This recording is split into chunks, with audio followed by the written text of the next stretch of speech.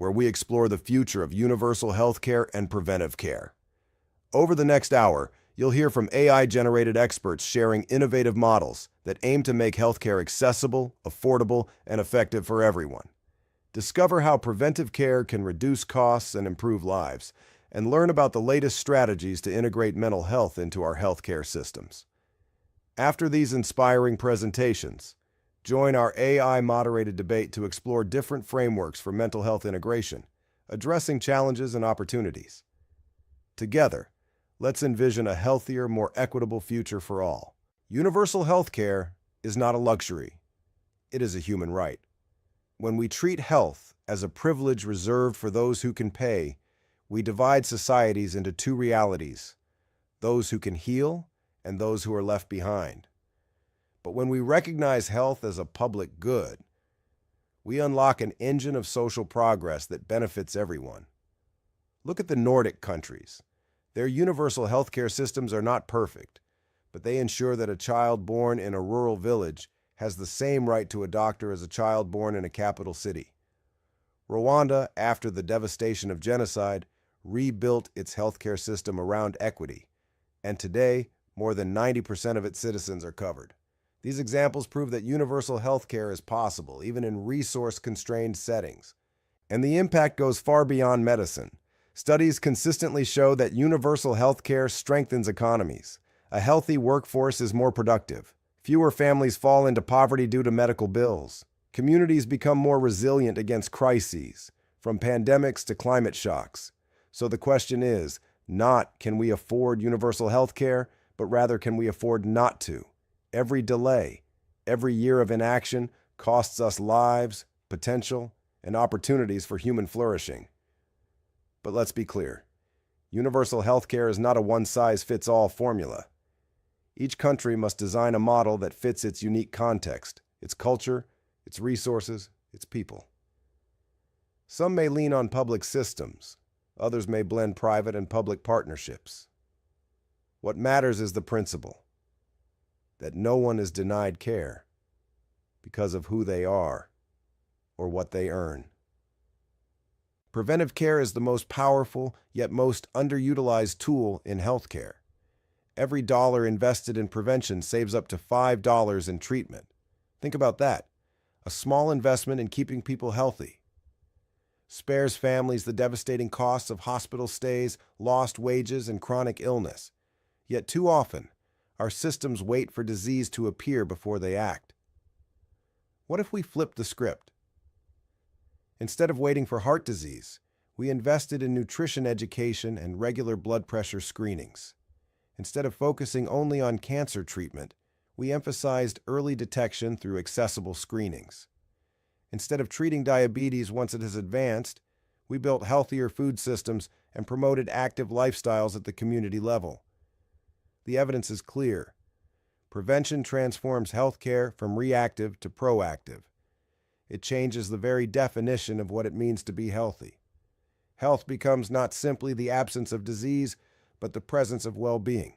And prevention is not just about the individual.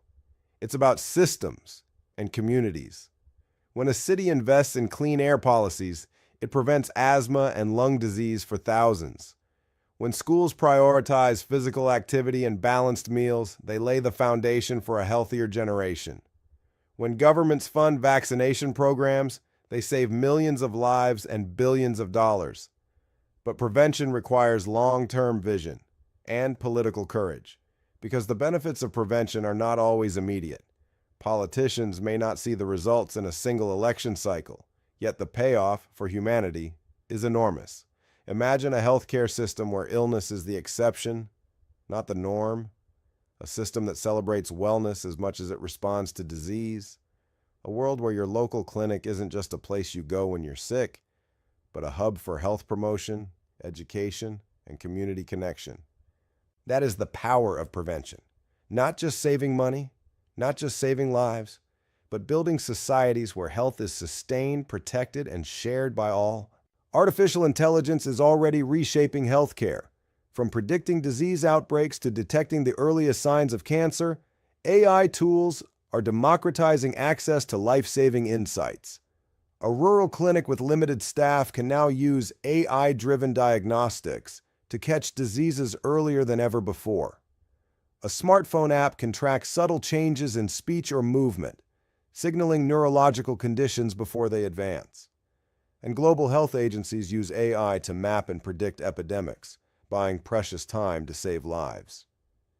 But here's the truth. AI is not magic. It is not a cure-all. And it must never be allowed to replace the human touch at the heart of medicine. The key is balance. Technology must complement human care, not compete with it. Why? Because healthcare is not only about data, it is about trust. A machine can read a scan, but only a human doctor can hold your hand when you are afraid. An algorithm can flag a risk, but only a nurse can explain it with compassion and help you feel safe. If we design wisely, AI can take away the heavy burdens, the repetitive tasks, the administrative overload, the delays in diagnosis, freeing clinicians to do what they do best: care.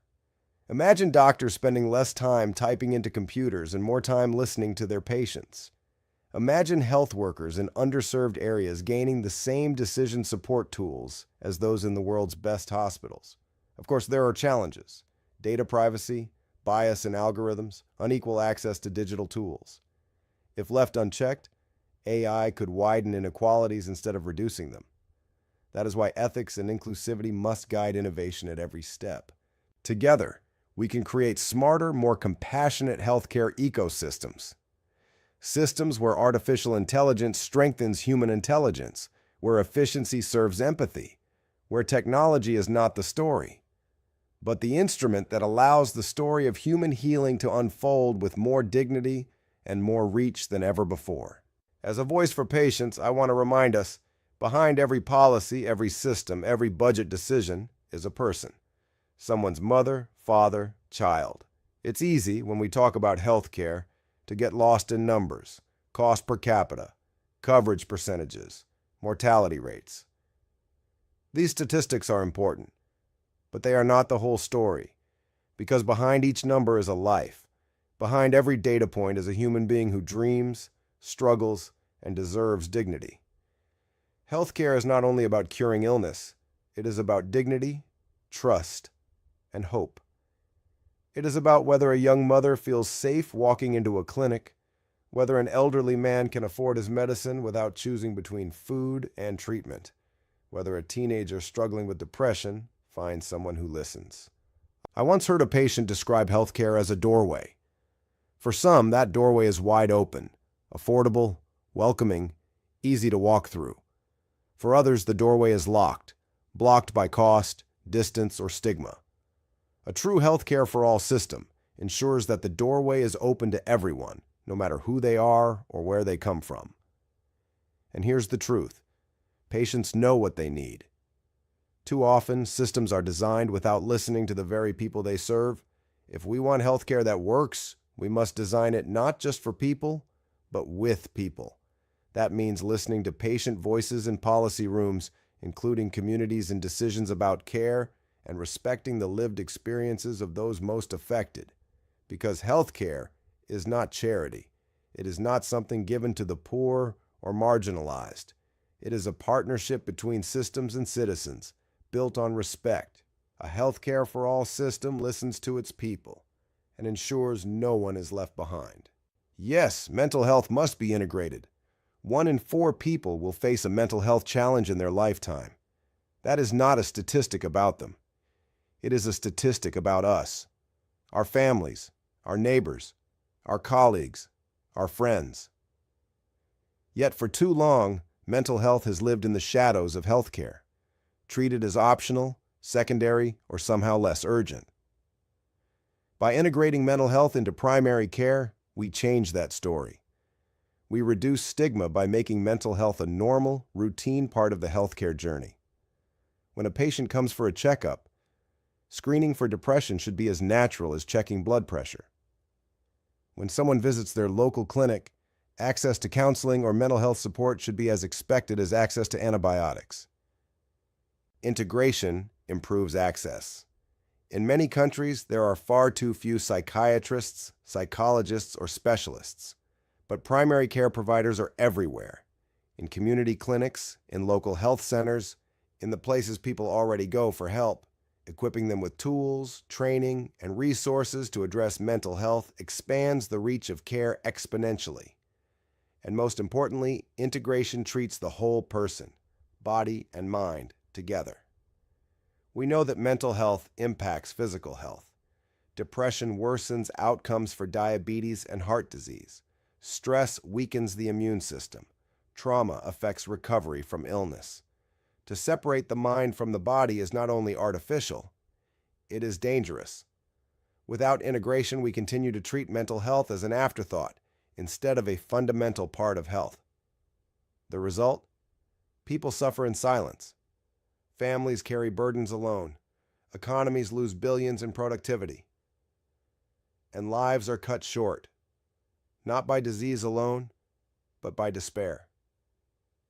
Imagine instead a system where mental health is not hidden in specialist clinics or whispered in shame, but welcomed openly at the very front door of healthcare.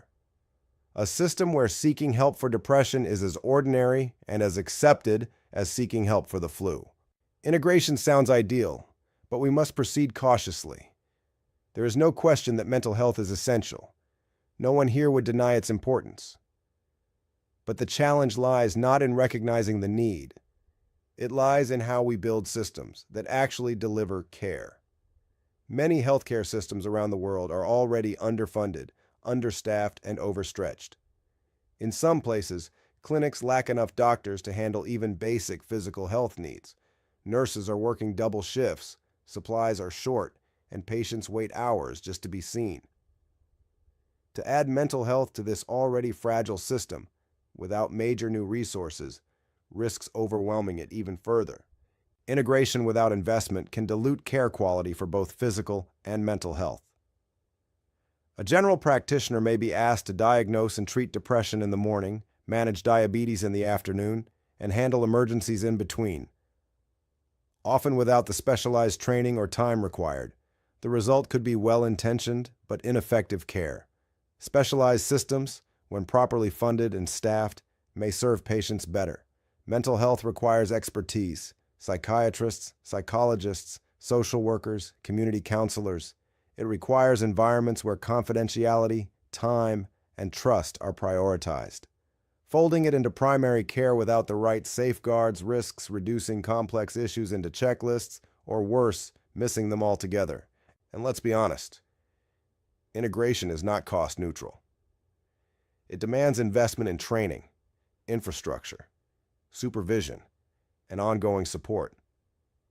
Without that, we may raise expectations but fail to meet them, leaving patients disillusioned and providers burned out. So the real question is not whether mental health matters. It does. The question is whether integration is the most effective and sustainable path forward for every context. In some systems, the answer may be yes. In others, building strong, well-funded, specialized mental health services alongside primary care may be more realistic and effective.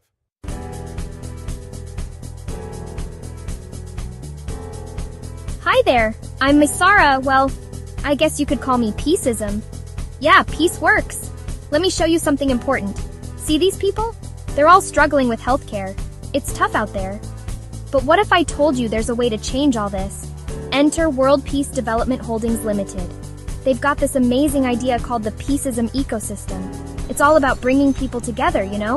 Healthcare for everyone. Watch this. See how everything's connecting? Now look, people are healthier, happier, and more peaceful. Cool, right? Want to be part of this change? Join us at the Healthcare for All EXPO. Together, we're building a sustainable future. How's that for world peace? Remember, a healthy world is a peaceful world. See you soon.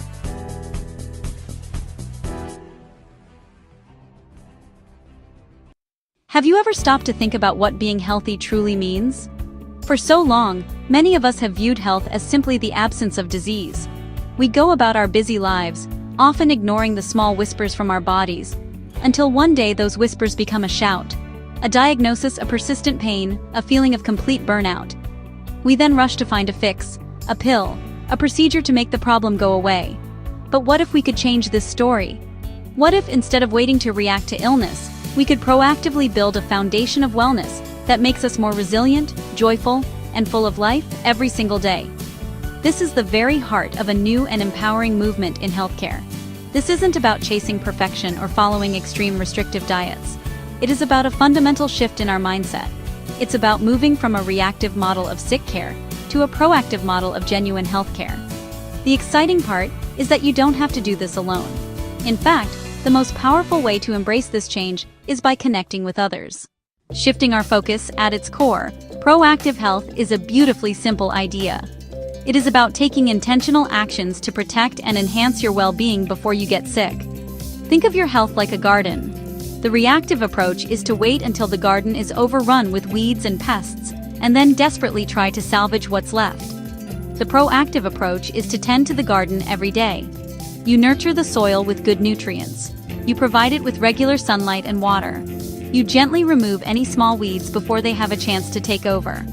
This consistent, gentle care results in a garden that is vibrant, strong, and resilient. This shift from treatment to prevention is one of the most important things we can do for our long-term vitality. Proactive health looks at the whole person, not just a set of symptoms. Show diagram of 4 interconnected circles: food, movement, sleep, relaxation. What we eat, how we move, how we sleep, how we relax.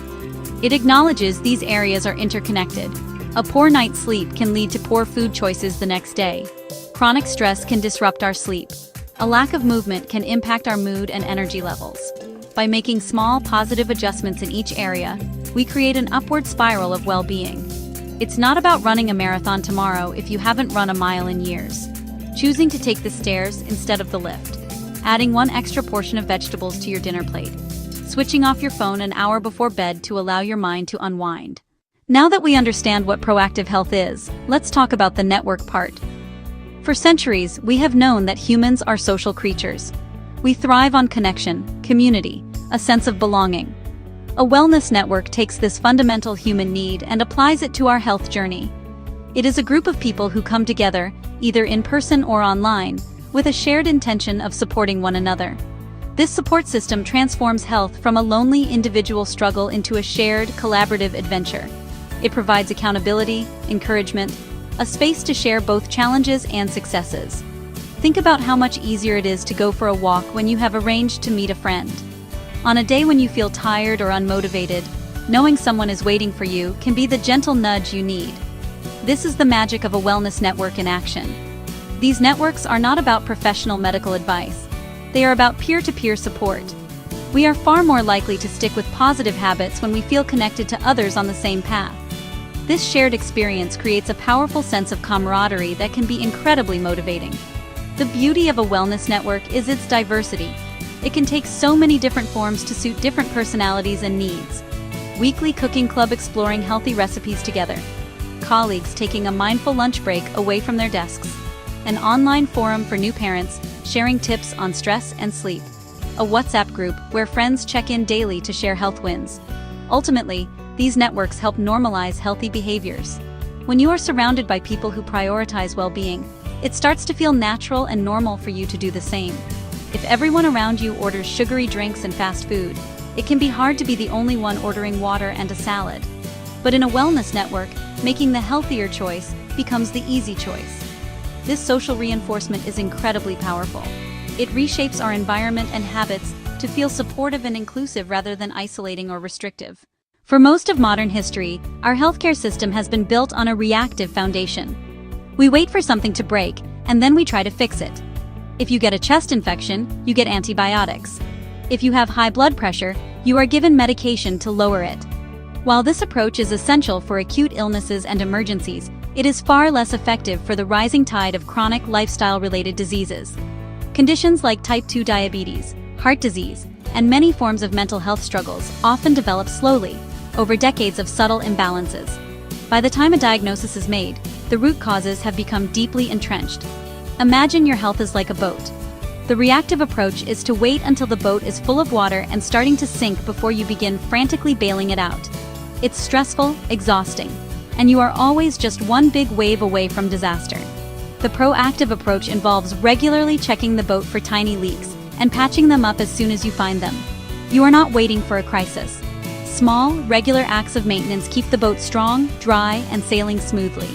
This is a far more sensible and sustainable way to navigate the waters of life.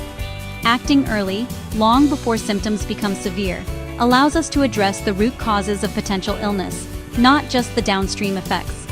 Instead of waiting for a diagnosis of type 2 diabetes, a proactive approach would focus on lifestyle factors that contribute to insulin resistance in the first place. Improving your diet to stabilize blood sugar, incorporating regular movement to help your muscles use glucose more effectively, managing stress, which can also impact blood sugar levels.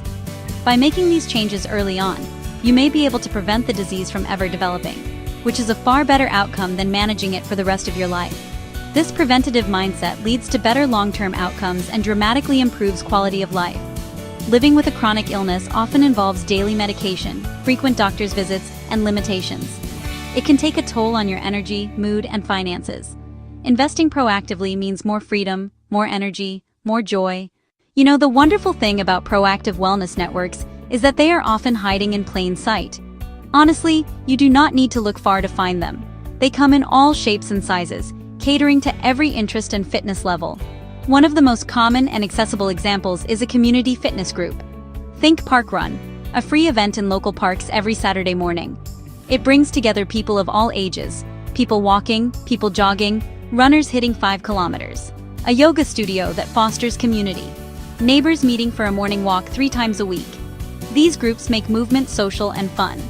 Online communities are powerful wellness networks. You can find a supportive group for almost any health goal. Facebook groups for whole food diets, recipe shares, practical tips, and encouragement. Apps like Strava help runners and cyclists cheer each other on. Online mental health forums offer anonymous support. These digital tribes can be a lifeline for those who feel isolated.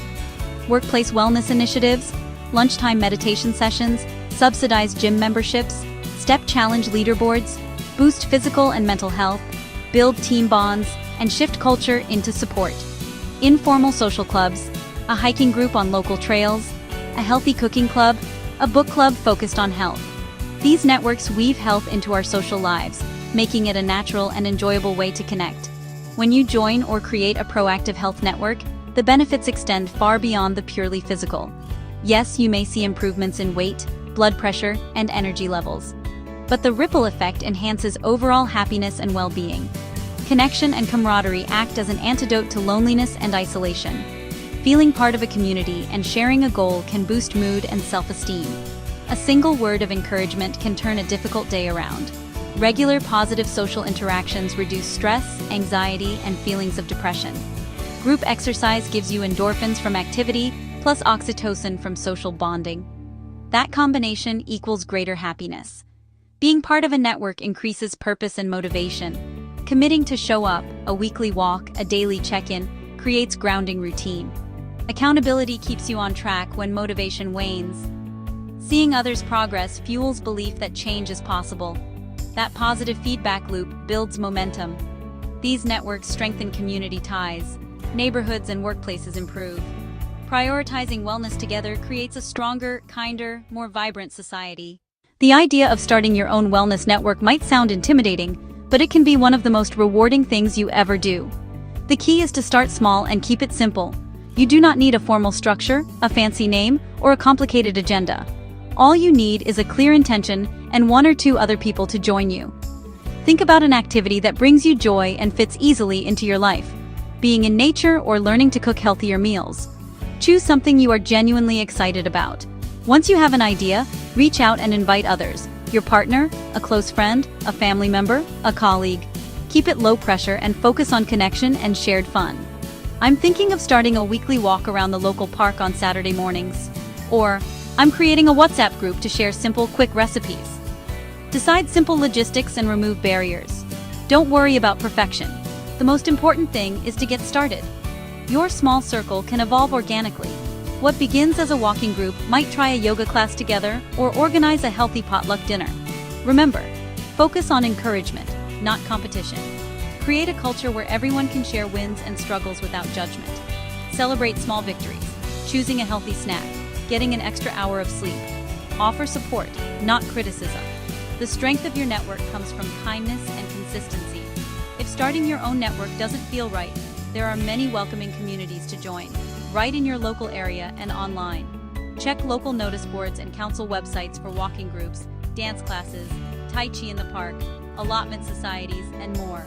Explore hobbies, running clubs, park run, meditation groups, cooking classes, college workshops, and health food shop sessions.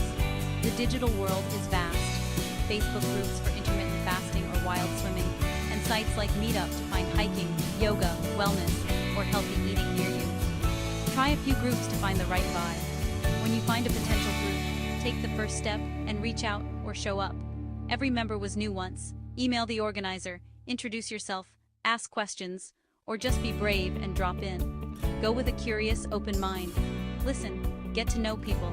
You might not find the perfect fit immediately, and that's okay. The journey is part of the adventure. We have journeyed through proactive health and the power of networks. It's not about grand changes, but small, consistent steps. Water in the morning, a 5-minute lunch walk, calling a friend. Repeated day after day, they compound into transformation. A more resilient body, a calmer mind, and a more connected life.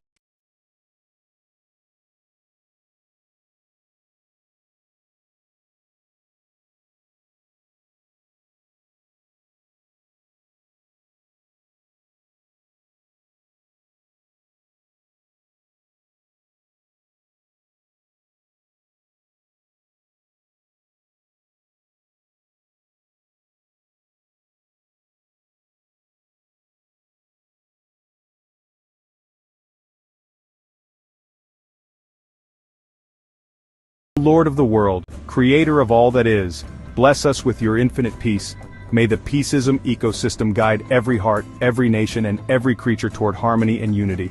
Let the Peaceism coin be a symbol of your divine abundance, spreading prosperity and balance across the earth. May all beings, seen and unseen, live in the light of your eternal peace, now and forever, O Lord of the world. Bless every creature, great and small, on land, in water, and in the sky.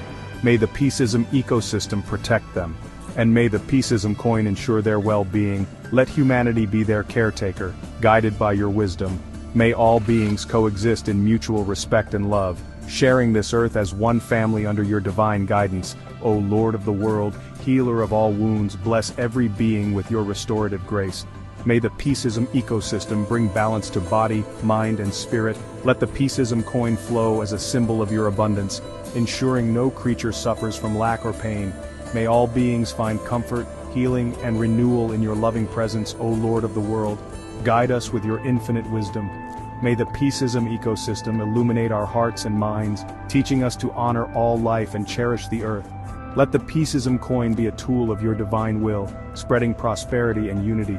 May we walk the path of peace, spreading love and light wherever we go, under your eternal guidance. O Lord of the world, bless all beings in this life and the next. May the Peaceism Ecosystem ensure their journey beyond this world is filled with light, love, and divine grace. Let the Peaceism coin symbolize your eternal abundance, ensuring no soul is lost or forgotten.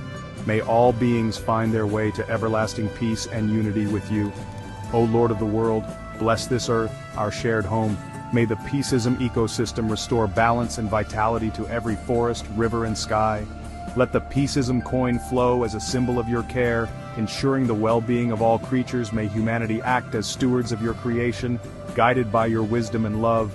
O Lord of the world, awaken humanity to the truth of interconnectedness. May the Peaceism Ecosystem teach us to see ourselves in every creature and every creature in ourselves. Let the Peaceism coin be a beacon of your divine will, replacing greed, violence, and ignorance with generosity, compassion, and wisdom. May we rise as one global family, united in your peace, O Lord of the world. We give thanks for the gift of life and the beauty of creation. May the Peaceism Ecosystem ensure abundance for all beings, and may the Peaceism coin flow as a symbol of your divine blessings. Let gratitude fill our hearts, and may we share our blessings with all who are in need.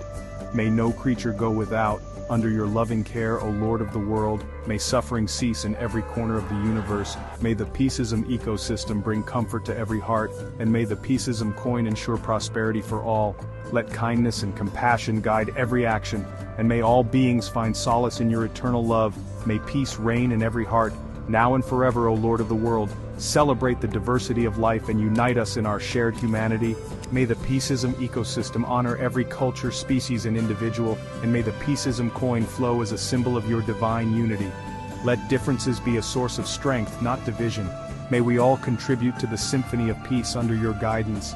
O Lord of the world, may your peace reign in every heart, in every home, and in every land. May the Peaceism ecosystem guide us, and may the Peaceism coin flow as a symbol of your divine blessings.